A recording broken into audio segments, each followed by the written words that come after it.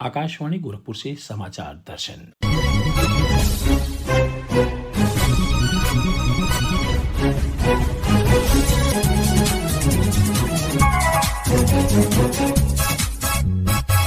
इस अंक में पर्यटन का केंद्र बनता उत्तर प्रदेश।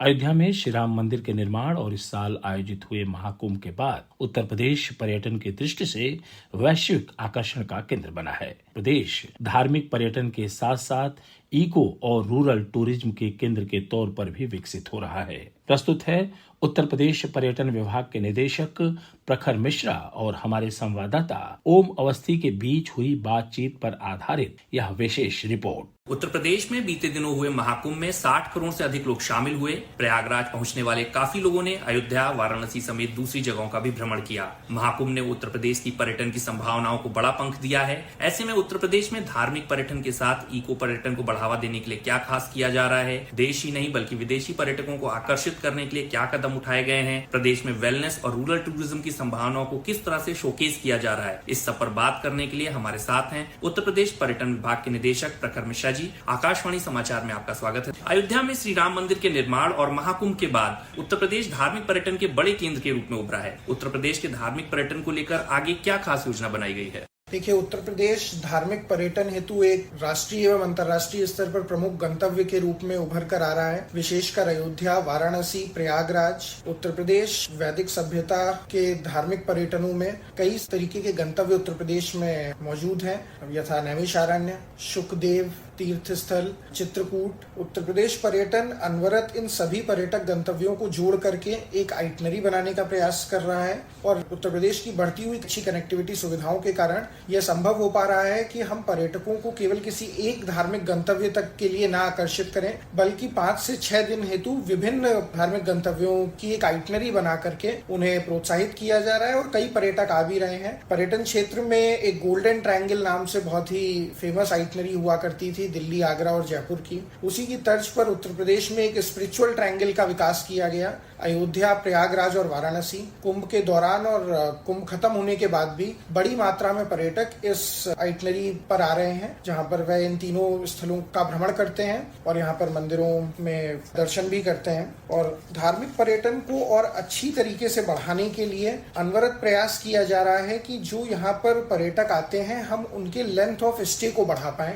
उन्हें ज्यादा दिन यहाँ पर रोकें। उनके एक्सपीरियंसेस में मंदिरों के अतिरिक्त यहाँ का जो एक समृद्ध इतिहास है, जो यहाँ की समृद्ध संस्कृति है, इससे पर्यटकों को अवगत कराएं। जी, धार्मिक पर्यटन के साथ ही उत्तर प्रदेश ने देश की पहली विस्टाडोम जंगल सफारी ट्रेन शुरू की है, उसके बारे में बताएं। साथ ही प्रदेश में इको टूरिज्म को बढ़ाने के लिए क्या कदम उठाए जा रहे हैं? देखिए, ये विस्टाडोम जंगल सफारी ट्रेन बिछिया और मैलानी के बीच में चलाई जा रही है। ये 107 किलोमीटर की दूरी है, जो कि लगभग 3.5 से 4 घंटे में तय करी जाती है। यह ट्रेन सुबह मैलानी रेलवे स्टेशन से जाती है और दुधवा टाइगर रिजर्व के जो प्रमुख 3 जंगल हैं, Katarniya Ghat wildlife sanctuary, Dudhwa national park एवं किशनपुर वाइल्ड लाइफ सेंचुरी, इन तीनों ही जंगलों के बीच से यह ट्रेन जाती है। तो अति मनोरम दृश्य इसमें देखने को मिलते हैं और एसी विस्टाडोम कोच के माध्यम से पर्यटक इन जंगलों से होते हुए जाते हैं तो उनको एक अनूठा अनुभव प्राप्त होता है और इसमें ट्रैवल करने के लिए बड़ी संख्या में पर्यटक आ रहे हैं। इसके अतिरिक्त इको टूरिज्म को बढ़ावा देने के लिए प्रदेश में 2 नए टाइगर रिजर्व्स की भी स्थापना की गई है। चित्रकूट जनपद में रानीपुर टाइगर रिजर्व और बिजनौर जनपद में जो कॉर्बेट का बफर एरिया है उसे अमानगढ़ टाइगर रिजर्व के रूप में विकसित किया गया है। दुधवा टाइगर रिजर्व एवं पीलीभीत टाइगर रिजर्व की अपनी पहले से ही एक पहचान है राष्ट्रीय एवं अंतर्राष्ट्रीय स्तर पर। यहाँ पर और बड़ी संख्या में पर्यटक आए, इसके लिए टूर ऑपरेटर्स के साथ लगातार हम लोग संपर्क में हैं और विगत 3 वर्षों में दुधवा टाइगर रिजर्व में आने वाले पर्यटकों की संख्या दुगनी से भी अधिक हुई है। अभी तक दुधवा टाइगर रिजर्व के तीनों ही वन क्षेत्र किशनपुर, कतरनिया घाट एवं दुधवा नेशनल पार्क प्रत्येक मंगलवार को बंद रहते थे। इसकी वजह से यहाँ पर आने वाले पर्यटकों को सफारी करने का अवसर नहीं प्राप्त हो पाता था। माननीय मुख्यमंत्री जी के नेतृत्व में उत्तर प्रदेश इको पर्यटन विकास बोर्ड का गठन किया गया है। इस गठन के उपरांत पर्यटन विभाग और वन विभाग के बीच में एक अच्छे समन्वय के साथ में इको पर्यटन का विकास किया जा रहा है। जो हमारे इको पर्यटक गंतव्यों में आ रहे हैं उनका अनुभव और बेहतर हो पाए, इसके लिए नेचर गाइड्स की ट्रेनिंग कराई जा रही रही है। पिछले वर्ष लगभग 150 नेचर गाइड्स की ट्रेनिंग कराई गई थी। इस वर्ष हम और बड़ी संख्या में नेचर गाइड्स को ट्रेन कर रहे हैं और हमारा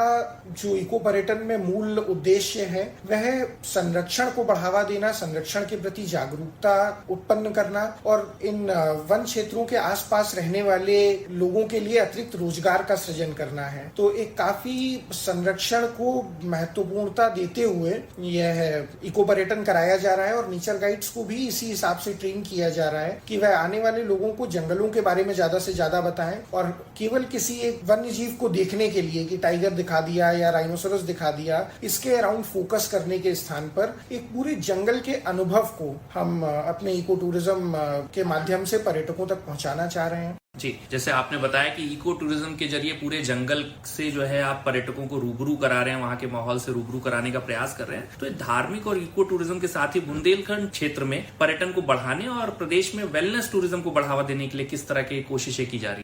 बुंदेलखंड क्षेत्र एक बहुत ही समृद्ध ऐतिहासिक और सांस्कृतिक धरोहर के रूप में विद्यमान है। यहाँ पर हेरिटेज टूरिज्म को हम निजी सहभागिता से बढ़ावा दे रहे हैं। जो हमारे जीर्ण शीर्ण अवस्था में अवस्थित पुराने महल, किले और कोठियां थी, अब इन्हें हम अच्छे प्राइवेट सेक्टर प्लेयर्स को दे रहे हैं जो कि इनको एक अच्छे हेरिटेज होटल के रूप में विकसित करें। और इसी क्रम में झांसी में स्थित बरुआ सागर फोर्ट को नीमराणा फोर्ट्स को लीज पर दिया गया है और नीमराणा फोर्ट्स द्वारा इसका विकास एक विश्व स्तरीय हेरिटेज होटल के रूप में किया जा रहा है। इसके अतिरिक्त बुंदेलखंड क्षेत्र में 6 और ऐसे किलों का चिन्हांकन किया गया है जिन्हें निजी सहभागिता से विश्व स्तरीय पर्यटक गंतव्य के रूप में विकसित किया जाएगा। इसमें ललितपुर का बालबेहट फोर्ट, झांसी का टहरोली फोर्ट, महोबा स्थित मस्तानी महल, इसके अतिरिक्त महोबा में ही सेनापति महल एवं बांदा स्थित भूरागढ़ एवं रणगढ़ फोर्ट, इनका चिन्हांकन किया गया है और अब इनका एक सम्यक पर्यटन विकास किया जा रहा है ताकि हम हेरिटेज टूरिज्म में जो इंटरेस्टेड इंटरनेशनल टूरिस्ट हैं उनको अपने यहाँ पर आकर्षित कर पाए।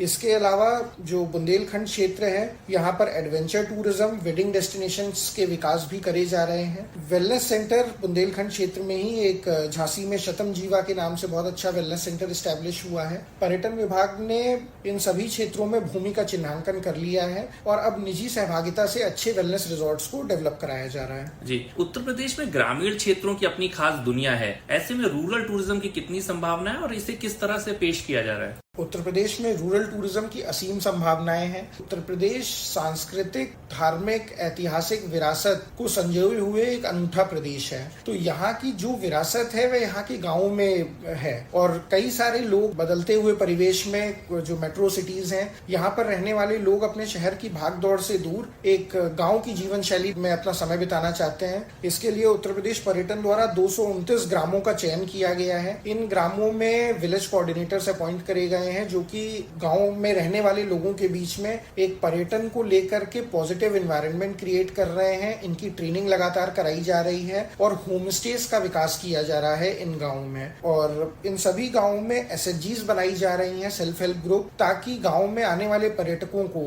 एक समूह के रूप में गाँव की महिलाएं कैंटीन और अन्य प्रकार की अवस्थापना सुविधाओं का संचालन करते हुए एक अच्छा अनुभव प्रदान कर सकें। रूरल टूरिज्म का जो एक मेजर मार्केट है वो इंटरनेशनल मार्केट है। इसके अलावा मेट्रो सिटीज में कई सारे पेरेंट्स अब इस बारे में सोचने लगे हैं कि जो उनकी अगली जनरेशन है, जो वो फल और सब्जी खा रहे हैं, उनको प्रैक्टिकली देखने का कोई अनुभव नहीं मिल पाता है। तो हमने इसके साथ रूरल टूरिज्म के साथ में एग्री टूरिज्म को ऐड किया हुआ है। तो कई सारे ऐसे जगह हैं यहाँ उत्तर प्रदेश में जहाँ पर ऑर्गेनिक फार्मिंग हो रही है। टूरिस्ट गाइड की ट्रेनिंग हो या फिर टूरिस्ट पुलिस, इसके लिए किस तरह की कोशिशें हो रही हैं? पर्यटन विभाग द्वारा इस क्षेत्र पर लगातार कार्य किया जा रहा है कि जो स्थानीय स्तर पर टूरिस्ट गाइड हैं, बोटमैन्स हैं या वहाँ के टैक्सी चलाने वाले लोग हों या हमारी टूरिस्ट पुलिस हो, इन सबको हम एक टूरिस्ट फ्रेंडली रूप में एक्ट करने के लिए लगातार ट्रेन कर रहे हैं। इस क्रम में लगभग 5000 टूरिस्ट गाइड्स की ट्रेनिंग अब तक करी जा चुकी है। महाकुंभ के दौरान प्रयागराज में कार्य कर रहे विभिन्न